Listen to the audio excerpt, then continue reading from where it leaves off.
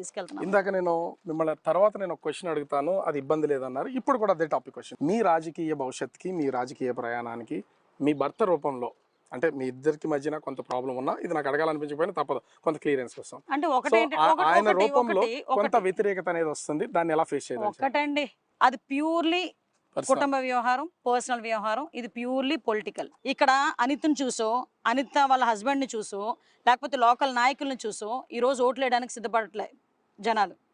కేవలం తెలుగుదేశం పార్టీని, చంద్రబాబు నాయుడు గారిని, పవన్ కళ్యాణ్ గారిని చూసి ఓటేస్తున్నారు. అది గుర్తుపెట్టుకోండి ముందు. ఇక్కడ నేను 20 సంవత్సరాల రాజకీయంలో ఉన్న వ్యక్తిని కాదు. నన్ను చూసి, లేకపోతే నేను ఏదో కోటేశ్వరాలని కాదు, అనిత లేకపోతే మాకు బువ్వలేదు అనుకోవడానికి.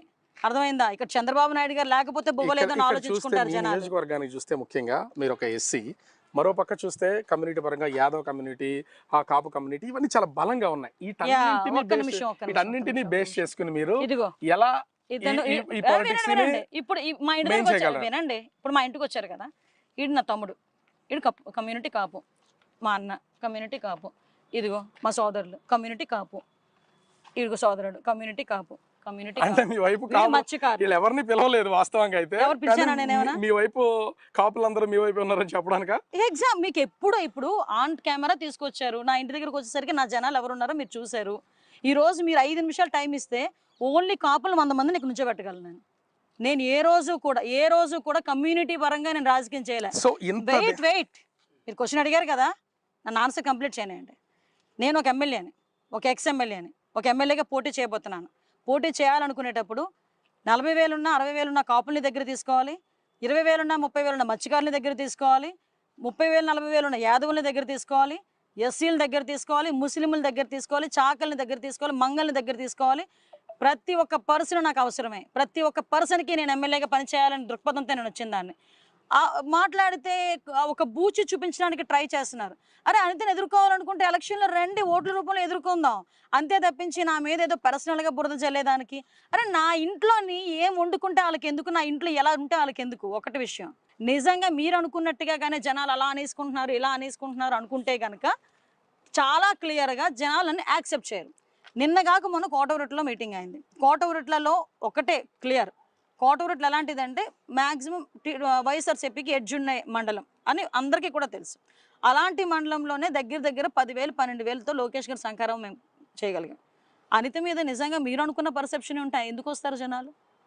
అనితని చూసి వస్తే ఎందుకు వస్తారు? అరే అనితని చూసి కాదండి, ఆ పసుపు జెండాను చూసి వస్తారండి ఎవడైనా.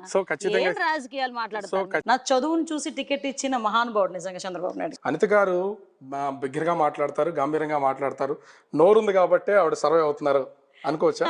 పార్టీకి అది మీకు అది ఎసెట్ అనుకోవచ్చా? కష్టపడతామండి. మెయిన్ ఏంటంటే పార్టీ గురించి వర్క్ చేస్తాము, కమిట్మెంట్గా ఉంటాము, అట్ ద సేమ్ టైం ప్రజలకి అనుకూలంగా ఉంటాము. ఇప్పుడు ప్రజలు ఏదైనా మా దగ్గరకు వచ్చి ఒక కష్టం ఉందని చెప్పుకునేటప్పుడు మేము చేయగలమని నమ్మకం ఉంటేనే మా దగ్గరకు వస్తారు. అది చేయగలిగినప్పుడు ఇంకొకరు వస్తారు మా దగ్గరికి. అంతే తప్పించి అనిత ఏదో నోరేసుకుని పడుతుంది, నోరు చాలామందికి ఉంది, మరి వాళ్ళందరూ ఎందుకు ఫేస్ అవ్వలేకపోతున్నారు? ఒకటేంటంటే సబ్జెక్ట్ నేర్చుకోవాలి, నెక్స్ట్ ఇంకోటి ఏంటంటే పబ్లిక్ పర్సెప్షన్ ఉండాలి, థర్డ్ ఏంటంటే వే ఆఫ్ డెలివరీ ఉండాలి. ఇక్కడ మీ ఉద్యోగానికి ఒకసారిగా రాజీనామా చేసేసి రాజకీయాల్లోకి వెళ్ళిపోయారు, వచ్చారు. అసలు టికెట్ ఇవ్వకపోతే మీ పొజిషన్ ఏంటి? అసలు టికెట్ ఇస్తారు లేదనేది నేనైతే అది మెంటల్ గా కూడా చాలా ప్రిపేర్ అయ్యి వచ్చాను నేను. ఎందుకంటే మీకు 2013లోనే చంద్రబాబు నాయుడు గారు అడిగినప్పుడు నేను ఒక మాట అడిగాను, నన్ను ఏమ్మా రిజైన్ చేయలేదా? అప్పటికి పేపర్లో వస్తున్నాయి అనమాట, టీచర్ తిను ఈ పేపర్లో అది వచ్చి కొంచెం డిస్టర్బెన్స్ అయితే అవుతుంది. నేను వెళ్ళి చూపించాను, సార్ ఎలాగా అండి అంటే, మరి రిజైన్ చేయాలి కదా, రిజైన్ చేయకూడదు కదా, నువ్వు గవర్నమెంట్ ఎంప్లాయీ కదా అన్నారు. నేను రిజైన్ చేసేస్తాను సార్ అన్నాను. చేసి అన్నారు ఆయన. వెంటనే రిజైన్ చేసేసి ఆ కాపీ పేపర్ సార్కి పంపించా. సో తర్వాత నేనైతే చాలా కాన్ఫిడెంట్గా ఉన్నా.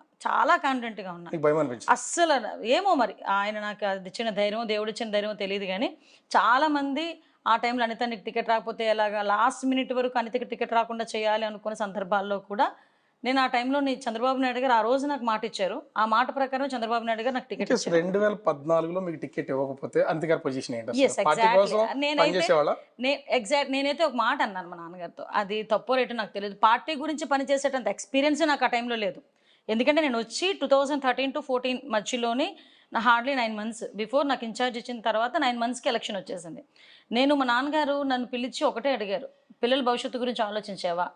నువ్వు ఉద్యోగం వదిలేసావు, రేపొద్దున్న నీకు ఏదైనా జరిగితే, అంటే ఇప్పుడు అక్కడ 2014 ఎలక్షన్స్లో నువ్వు ఏదైనా ఓడిపోయినా లేకపోతే టికెట్ ఇవ్వకపోయినా నీ పొజిషన్ ఏంటి అని అడిగారు.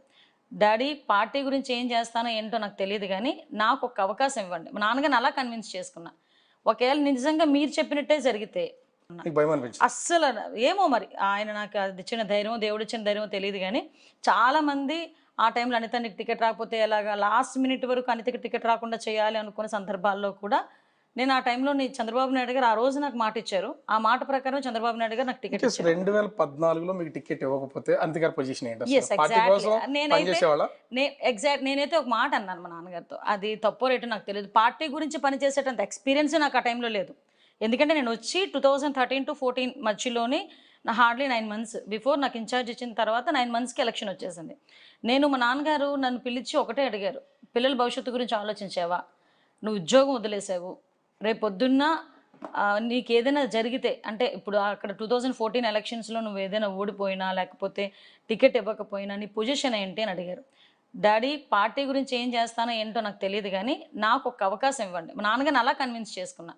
ఒకవేళ నిజంగా మీరు చెప్పినట్టే జరిగితే నా పిల్లల్ని ఒక్క 6 months మీ దగ్గర పెట్టుకోండి. ఆ 6 monthsలో నేను సివిల్స్ కొట్టి సివిల్స్ ఒక ఐఏఎస్ ఐపీఎస్ ఏదో కొట్టుకొని వస్తాను. అంబిషన్ అయితే ఉంది మీకు? అంబిషన్ అయితే ఫస్ట్ నుంచి ఉంది ఆ అంబిషన్.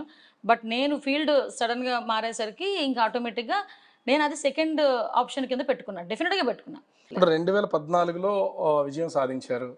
సో చాలా మీకంటే చిన్న వాళ్ళకి కూడా, మీతో పాటు ఉన్న వాళ్ళకి, ఫస్ట్ టైం పోటీ చేసినటువంటి వాళ్ళు కూడా చాలా మంది మంత్రులు అయిపోయారు. ఆ టైంలో మీరు ఏమైనా ఆశించారా, నాకు మంత్రి పదవి వస్తే బాగుండాలి? లేదు, మంత్రి పదవి నేను ఇలా ఆశిస్తానండి. మంత్రి పదవి చాలా మంది అనేవారు, అనిత వాళ్ళని తీసేస్తే నీకే ఇస్తారు, వీళ్ళని తీసేస్తే నీకే ఇస్తారు. నేను ఈ రోజు వరకునండి నాకు అది ఒక రకంగా చెప్పాలంటే గర్వంగానే ఫీల్ అవుతా. చంద్రబాబు నాయుడు గారి దగ్గరికి వెళ్ళి నేను నా టికెట్ అడిగాను తప్పించి చంద్రబాబు నాయుడు గారి దగ్గరికి వెళ్ళి నాకు ఇది కావాలి, ఈ పోస్ట్ కావాలి నేను ఏ రోజు అడగలేదు. మీరు అసలు ఊహించిన విధంగా, అంటే 2014 ఎన్నికల తర్వాత ఒక్కసారిగా మిమ్మల్ని సీట్ చేంజ్ చేసిన పొజిషన్ అయితే ఉంది. అసలు మీరు పనిచేసినటువంటి 5 సంవత్సరాలు ఎమ్మెల్యేగా పనిచేసినటువంటి పాయకరావుపేట నుంచి కొవ్వూరు పంపించారు. అదే అసలు మీకేమో ఇబ్బంది అనిపించలేదు ఆ టైంలో? పార్టీ అధిష్టానం పంపించింది. ఇవ్వకపోతే బాధపడాలి, ఎక్కడో ఒకటి ఇవ్వకపోతే బాధపడాలి, ఇస్తే ఎందుకు బాధపడాలి?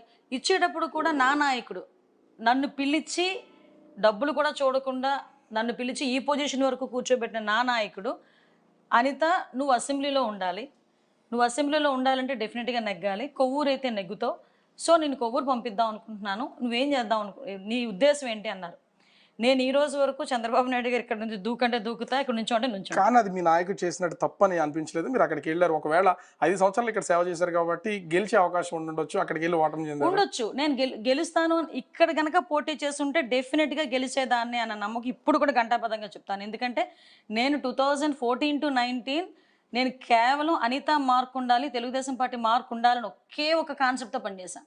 అదేంటంటే ఎప్పుడు చెయ్యని రోడ్స్ కానీ, 30 yearsగా జరగని రోడ్స్ కానీ, అదేవిధంగా ఏదైనా వాటర్ ప్రాజెక్ట్స్ కానీ, డెవలపింగ్ యాక్టివిటీస్ కానీ, వెల్ఫేర్ యాక్టివిటీస్ కానీ, ఎవ్రీథింగ్ అనమాట. ప్రతిదీ కూడా నేను సెకండ్ థాట్ ఆలోచించాలి, నెక్స్ట్ ఎలక్షన్కి ఏంటి అనేది ప్రిపేర్ అవ్వాలి.